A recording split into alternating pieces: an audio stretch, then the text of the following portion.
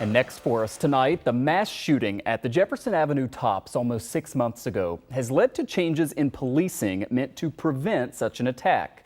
Local law enforcement are now creating so-called threat management divisions. The Erie County Sheriff's Office announced a unit shortly after the massacre. And just yesterday, we learned the state is providing funding to Buffalo Police and the Niagara County Sheriff's Office to create their teams. And it turns out they're based off of a threat management concept that already exists just down the road in the Rochester area, as we hear tonight from reporter Jennifer Lukey. In the wake of the mass shooting in Buffalo that took the lives of 10 people and injured 3 others, the sheriff in Erie County said this. The Erie County Sheriff's Office is creating a behavioral threat assessment team. It's going to be comprised of Erie County deputies, mental health professionals, education professionals. Falling through the cracks is not going to be an excuse that we're going to use in the future.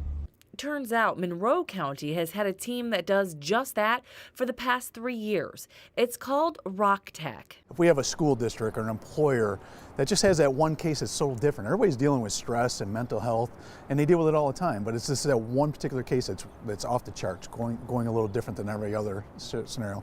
They can bring it before this think tank, if you will.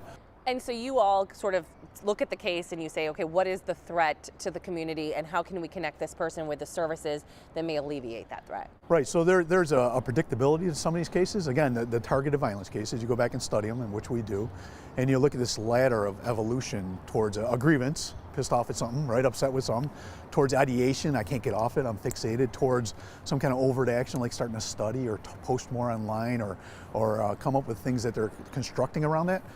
It's very predictable if you see it ahead of time. The 30 or so agencies in ROCTAC meet every 2 weeks, basically looking for ways to work together to help the person. Well, maybe there's someone in the community that knows them. Maybe there's another avenue. Maybe we can get a pastor involved.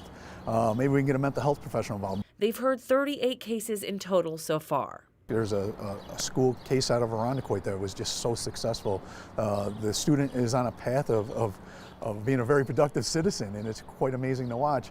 And that was breaking down just some barriers and egos and silos and just give people room to talk. In the case we had in Penfield with the domestic violence case, we haven't heard from that guy since. Sheriff Baxter has gotten calls from Syracuse, Albany, and Buffalo looking for guidance in setting up something similar. I was on the phone Friday with the Erie County Sheriff and saying whatever you need, whatever you want, you can have all our policies, our paperwork, our procedures. I'll send a deputy down the road. And that was Jennifer Lukey with our affiliate in Rochester reporting. The threat management team with the Buffalo Police Department is expected to launch later this month, getting specialized training from the Secret Service and other agencies at a training session that will happen with law enforcement from all over the area.